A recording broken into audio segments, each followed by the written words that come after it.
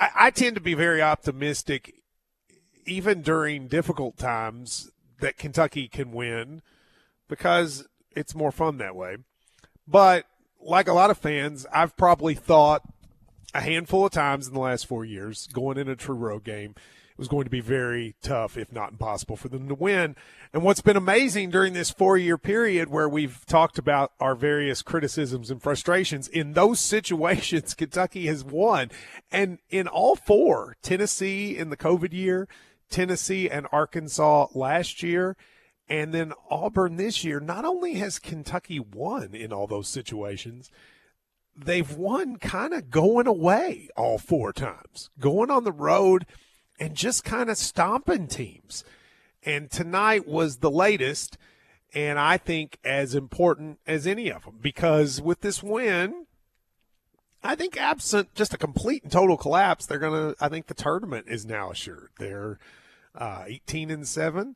This is going to be, along with the win against Carolina, a really big resume victory for Kentucky. Probably takes them up a seed line from maybe 6th to 5th. You are in a good position now to potentially avoid playing on Thursday in the SEC tournament, depending on what you do next week.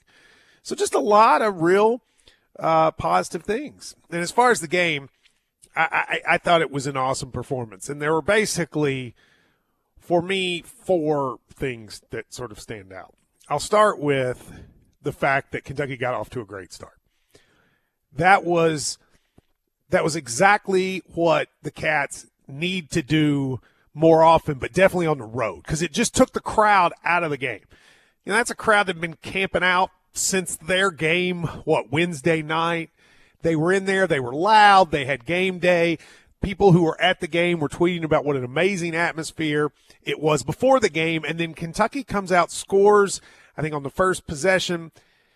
And the crowd never really got a chance to get into the game. I mean, they had moments where they kind of lit up. But in general, what you're worried about, which is if you fall down 10-2 and the crowd's electric the entire time, just didn't happen. The crowd just didn't have a chance to get excited, which allowed Kentucky to basically control the game from start to finish. And I thought it was impressive in how thorough the victory was, and not having that crowd, which can be the best crowd in the SEC when it's rolling, was awesome to keep them out of it. Second thing is I was really, really impressed with the play of Ugo and Adu. Ugo played 36 minutes tonight. 36 minutes. He played 36 out of 40 minutes.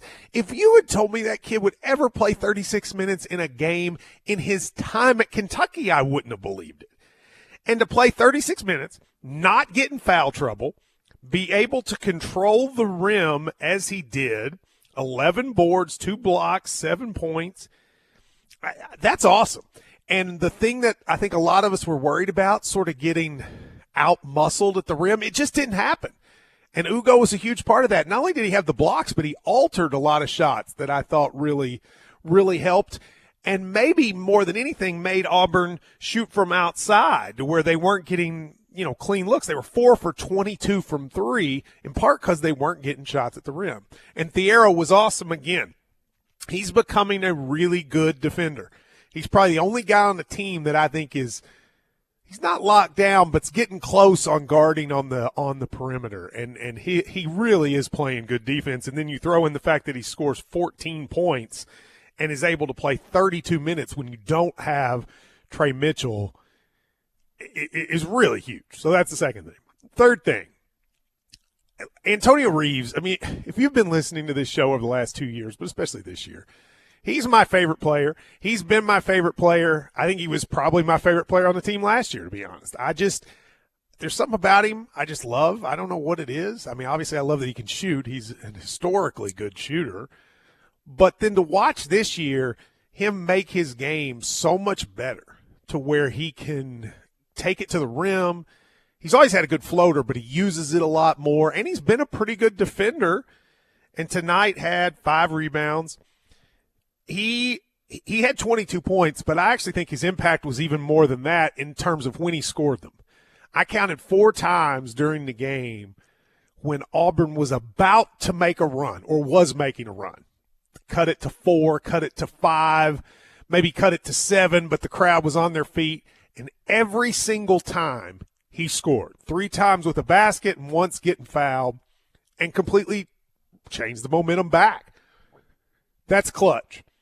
And, we give Bob in Jamestown a hard time for when he called that one post-game show after a loss. I think it was one of the non-conference losses. I can't even remember which one it was. But one of the losses, and he said something like, Antonio Reeves doesn't show up in big games. And that was, I thought, nonsense then. It's everybody brings that up because of the Kansas State game. But what I am most impressed with him about is what he is able to do on the road. I looked it up. We've played 7 true road games this year. Here are the points that he's had in true road games: 15, 19, 21, 22, 22, 24, and 30. Think about that, Billy. In 7 true road games, the fewest amount of points he's had is 15. The most is 30. Now, it was against Louisville. That was barely a road game. But still, that's amazing. Corey Price put up the stat that in 2 seasons, he's gone over 20 in a true road game 9 times, and no Cal player's ever done that.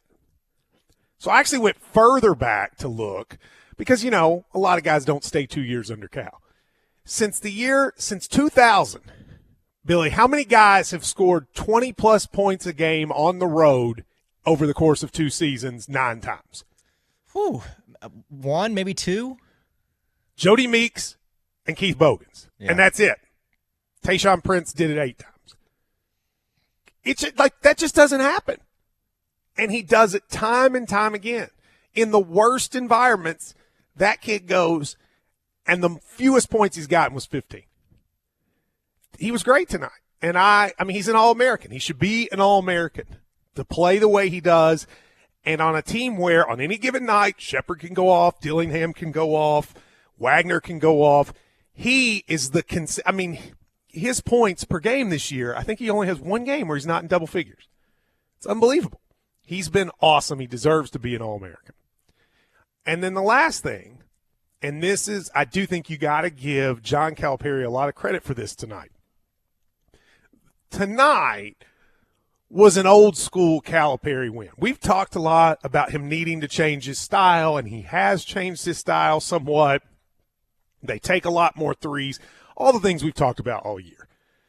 But this was a win the way Calipari used to win and liked to win when he had it, consistently rolling here. This was a vintage Cal win. They only made 4 threes. You tell me before the game they make 4 threes, I say they cannot win. They only made 4 threes.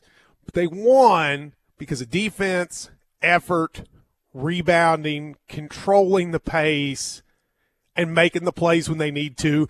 They ran that stuff that you've heard a lot about, floppy action. They did that. They got to the rim. They drew fouls. Cal, if you were to draw up this is how Cal would like to win, he'd put this game on right here. This is how he likes to win. And I honestly didn't think this team could win like this. I thought this team could play a lot better than they've played most of the year. I thought this team still had a ton of potential, but I really didn't know if they could win a game like this, where they played like Cal's teams of the past did. I just didn't think they were built like that. But they did. And they did it in the hardest environment that they will play in all season. Tournament, Final Four included. That's really impressive. And, if they'd won this game by hitting 11 threes, Dillingham going for 25, I still would have been thrilled, and I still think it would have been impressive.